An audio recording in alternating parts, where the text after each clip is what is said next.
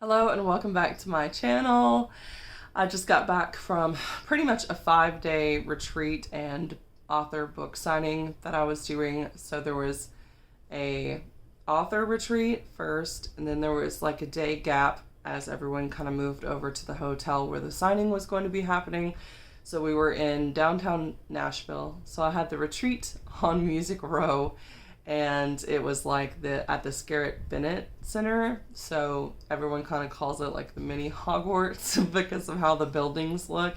And it was really nice, and for sleeping on a twin size bed, that twin size bed was extremely comfortable, so highly recommend if you do want to stay in downtown Nashville. It's right on Music Row. It's like a mile away from clubs and restaurants, and you can pretty much walk anywhere, which is what I did for the most part. And then the actual book signing, award show, and dance party, cocktail hour, all that kind of stuff happened at the Marriott Vanderbilt Hotel. So that's what I've been doing for the past 5 days. My voice, if you cannot tell, has basically gone out because we went to Kung Fu Salon and we had a karaoke room rented out, so it's like $100 for 2 hours. It was so much fun. But anyway, I wanted to show you all of the books that I got during this event. So the first ones I'm going to show you are ones that I was gifted by the author. If you're not an author, sometimes if you're an author and you're selling books, you just don't want to go home with more and the books start flying, so you start trading books with other authors, or you just start giving some books away so you don't have to carry as much back to your car. I didn't do that, but I was the recipient of a few, so I'm going to start with those. Some of them I don't know much about, some of them I do, so I'm going to just do my best to tell you what these books are about and maybe some experiences that were attached to them. So the first book I have is The Lost Dreams by Kate Marie. If you don't know, which you probably don't know, Kate Marie is like my best friend. She's also my editor, and I've also edited for her. So I actually edited this book, and so I'm really, really happy to get it. And the cover is so stinking pretty. So this is the short story collection that goes with the rest of the Nearest series. Some of these stories will make you sob or at least teary-eyed. I highly recommend getting them. You don't have to have them in order to enjoy the series, but it gives you some background on a lot of the characters because she does have some immortal characters in her series. So you get to see a little bit of what happened before they became immortal. So, I mean, it kind of tells you a little bit about book one in that way. I would recommend waiting until you've read the whole series to read this, or it might spoil a little things here and there for book one. I believe she has a reading list somewhere where it'll show you the order if you don't want to get any spoilers while reading the short stories. It has them within the book. Yes, I recall that now. She puts when to read it so you don't get spoiled. Anyway, I really, really enjoyed this. So what happened with this was after the dance party, her parents gave me a ride back to the Scarrett Bennett, and her box of books was right beside me, and I was like, oh my gosh, I was supposed to go over to your table and get this. And she's like, are my books back there? I said, yes. And she goes, okay, just take one. I was like, thank you. Especially because her mom went over to my table and bought both my books, even though I told her I was going to give Kate them because Kate edited my books, so I wanted her to have copies. So I loved getting to meet Kate. Oh my gosh. She's been my best friend for like 3 years, but I'd never like met her in person. So that was really, really exciting. If you like fantasy with some romance, if you like fairy tale retellings, then I do highly recommend that you check out the Nearest series. I'll kind of hold it close up so you can see how to spell that. But very good. It's kind of like pirates and princesses and immortal beings, and it's just so good. And also, if you like LGBT, there are LGBT characters later on in the series. Like, they're in there in the beginning, but you don't know and the secrets kind of come out. So I won't tell you who, but it is one of my favorite ships of all time. So I will just leave you at that for the main romance and the side romance. So you'll see. Anyway, Kate Marie, this, so excited. Then I have some that were the result of authors wanting to not go home this much. Or I just talked to them and they liked me, so they gave me their books. Thank you very much. So I have Fractured Magic. She just didn't want to go home with her books.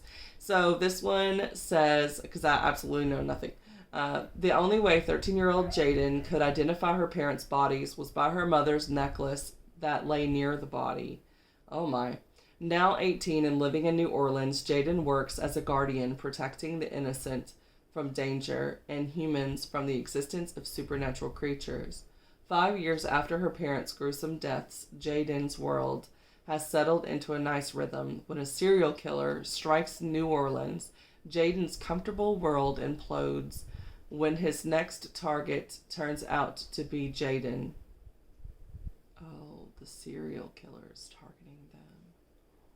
Taken by the similarities between the new murders and her parents' death, Jaden returns home to seek help from the last person she ever wants to see, Zach Randall. Crushed by his rejection, she has to put the past behind her to save the lives of more people with supernatural abilities, including herself, before the killer strikes again.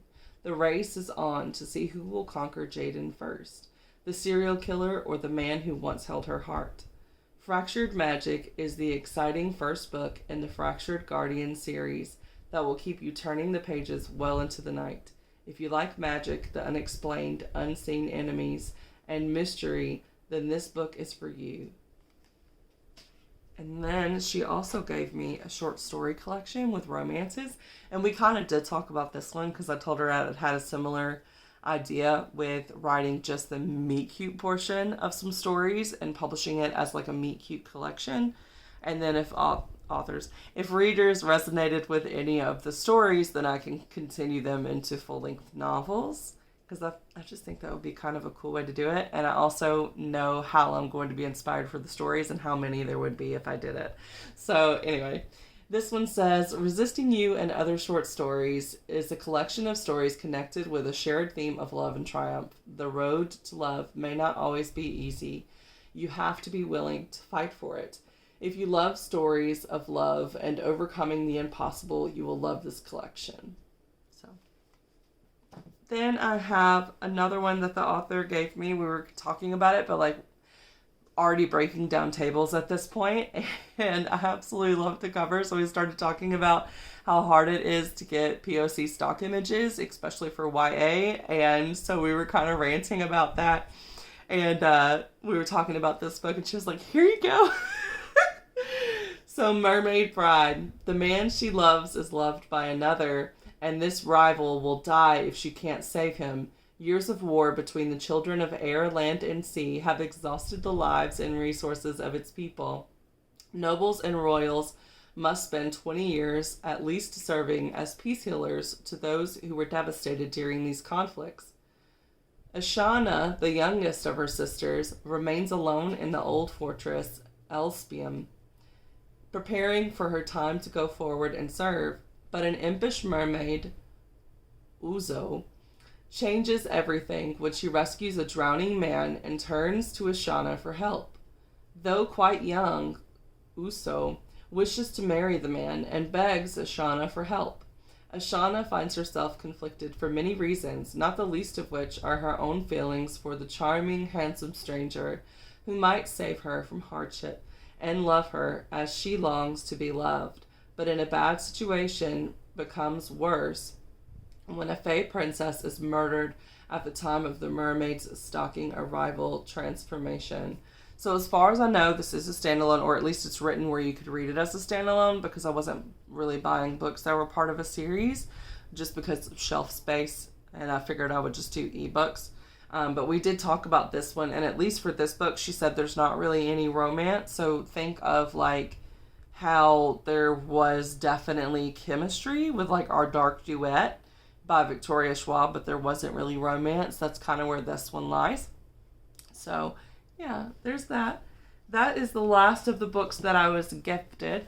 All of those books are also indie books. So if you're looking for recommendations or just needing information on like some indie books to try out, those are all of that. And everything but this next book that I'm going to show you is also indie books. So yeah. So this book is Rise of the Vicious Princess by C.J. Redwine. C.J. Redwine was one of the keynote speakers at the writing retreat that I was at, and we were talking about imposter syndrome. And then on Thursday night, we went to Parnassus, which is a indie bookstore, which is just an independently owned bookstore in Nashville. And so she had an event for this book, and we also got character cards. So she talked about the character cards. These were designed, she had a Japanese reader who always made character art. So she actually reached out to that reader and said, hey, can I pay you to make some official art for the story? So that's what this is. Also, speaking of C.J. Redwine, I don't know if y'all know, but her Ravenspire cycle is supposed to be 10 books. She's known this from the very beginning. I interviewed her years ago on another channel, and she was talking about how each of the 10 books would be a different fairy tale retelling, and it would be set in each of the kingdoms inside of the map that you see on the Ravenspire books. But unfortunately, her publisher decided not to continue publishing the Ravenspire, which is ridiculous because 2 of them were like New York Times bestselling books. And people love them. But anyway, not going to get into all of that. However, she did say that she definitely does not want to just end the series. CJ has always been a huge proponent of promoting self-published or indie authors, however you want to call us, and said that, you know, she already outlined book 5, so she's just going to go ahead and write it anyway, and if the publisher doesn't take it, she will find a way to self-publish it, but she wants to make sure that the hardback is going to be the same like quality and style as the rest of the books that were in the series, but at an affordable cost, which means she's probably going to have to go with like an overseas printer and do like a bulk run, so maybe there'll be a Kickstarter or something like that to fund that, because that's extremely expensive. But CJ will be continuing the series. If you want to know a little bit about the 5th book in the Ravenspire series, it is going to be a Beauty and the Beast retelling where the beauty actually puts the curse on the beast. So I'm really excited about Ravenspire book 5. If you haven't started that series, you can actually read them in any order because they're all written as standalones, but there are cameos with characters because they're in different like countries on the map. So really excited about that. However, because the publisher wouldn't do that, she actually went to write this, which was The Rise of the Vicious Princess, which she had an idea for before the Ravenspire series. She pitched both to them, and they didn't think this one would be as marketable at the time. So now she gets to return to this. It's going to be a duology. And I'll just kind of read you a little bit of the inside flap. Princess Charis. It's spelled like Charis, but she said it's Charis. Or Carice. I might have to ask her again. Wilthorn is the dutiful sword of Calera. Raised to be ruthless and cunning, her only goal is to hold her war-torn kingdom together long enough to find a path toward peace with their ancient foe, Montevalio. Even if the cost is her own heart.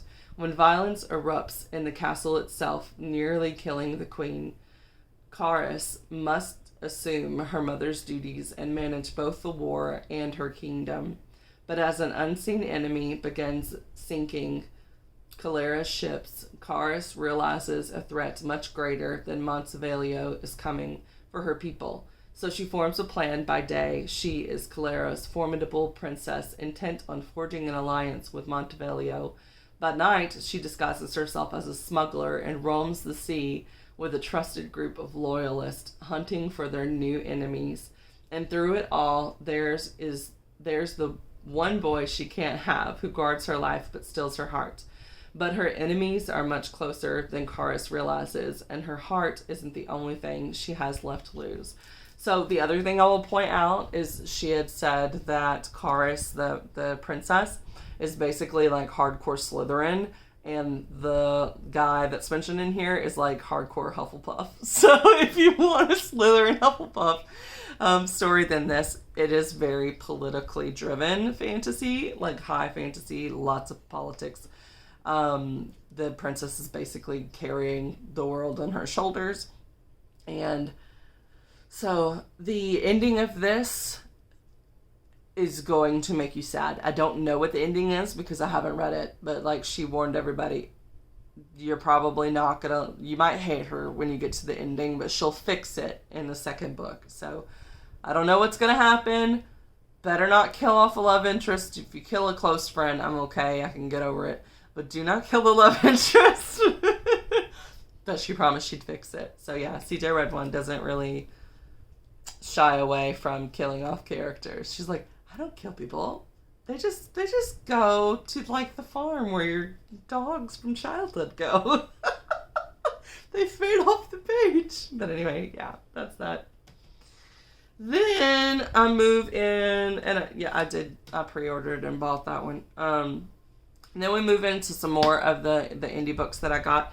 The Utopiacon is mostly indie authors. There are some traditionally published authors or hybrid authors that do come. So CJ Red One was like the headliner for that as far as traditional publishing goes. But most of us are indies and most are like paranormal and fantasy authors. However, I had like contemporary stuff like that. So anyway, this one was written by some twins who are actually triplets, but two of them write together. So that was kind of cool. But this is Dark of the Night. I literally got chills when they were describing this to me because it was so good. So the main character is half witch, half vampire, and neither community really accepts her. So it's kind of like the allegory of how it feels like to be biracial, but in this case with having two different supernatural backgrounds. So the witches kind of disown her because of this, and the vampires take her in, and there's some romance there. This is a standalone novel. However, it's technically a book one because people loved this standalone so much that they wanted more books. So they're writing 3 more books in this series, so there will be a total of 4 books. But they will all be standalones, so you can read them however you want. But of course, there will be some things that tie the books together. But I'll kind of read the back as well, so you can get more out of it. Henley Stark is no angel, but she is a survivor. Disowned by her witch coven as a teenager, Henley was driven to Amos, a vampire loan shark. There's little Henley hasn't done to keep a roof over her head and food in her stomach, as Amos trained her for his purposes. It all comes to a head when Amos assigns Henley and Alex, her newly found mate, to a job that can only lead to death, going up against the greatest threat the vampires have ever known. It's clear one or both of them will not survive the encounter. However, as Alex begins to soften toward her, Henley must decide if giving them a chance is worth the effort, especially when she'll likely be dead soon anyway. Can Henley find her worth and true love before the mission ultimately claims her life? So, yeah, I'm really excited about that one. And then they also gave me these coasters. So there's like 4 coasters. I was like, y'all are ridiculously generous because I only spent $10 on the book. I'm like, $10 and I got a 4 set of coasters, which these are going to be perfect so that I don't ruin my desk because I don't have any coasters out. Everything's packed up. So I really needed these. And I'm super excited about the book. So next up, we have a set of new favorite authors for me, which is Elle Madison and Robin D. Mahal. These girls are so sweet and they're so fun. Oh my gosh, they're so fun. Go to a dance party with them if you can. You won't regret it. But anyway, Promises in Pixie Dust. This is another standalone fantasy novel, and it is a Thumbelina retelling. This was originally part of a collection of novels that they did that helped promote autism awareness because both of them have children on the autism spectrum. So I'm really excited that this was used for that, and I just, I want to read it so bad. These are the same authors that I've mentioned previously on this channel for the fae fantasy romances, the A Winter's something. I read everything so quickly. I don't remember I think it's A Winter's Captive or something is the first book. I'm not sure. But anyway, the Scarlet Princess, it's the Lachlan Treaty. And then there's like the Lachlan Treaty following the daughter, Rowan. Anyway, those books, Scarlet Princess, all that stuff, same authors. So yeah, definitely love them. So excited to get their book. Anyway, Promises and Pixie Dust. Welcome to the Enchanted Forest, where the damsels are only in moderate distress and happily ever afters are the norm. Lena has been raised in a world far too big for her. When her mother dies, she is forced to decide between being alone forever or betting her life on a legend that may not even exist. Edrich is a simple farm boy until he made a deal with the wrong man. In order to keep his father alive, he has to make sure Lena stays safe. But there are more dangers than he imagined for a girl no bigger than his thumb. When Lena decides to traipse off into the deadly enchanted forest, Eldritch has no choice but to follow her, even when it puts both of their lives on the line. Between deadly unicorns and potent whiskey, the journey may prove even more treacherous than they had anticipated. Will they be able to find the fabled fairy kingdom of Alaria? Or will the forest claim them before they get the chance?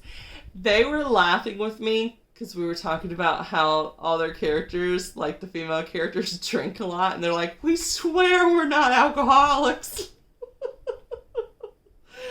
Oh, man. But anyway, this one, they did tell me there's not really that big of a villain or anything like that. So if you're looking for something with fantasy that has, like, a villain, then this doesn't really have it. This is more of, like, a pure fantasy romance. So I love the romance. I'm down for it. Apparently, out of the duo, kind of how they work it is Robin is like the big one for all of the romance. So if you like the romance in their series, that's kind of like what she does, what her specialty is. And for Elle, she is all about the plot and the stabby. So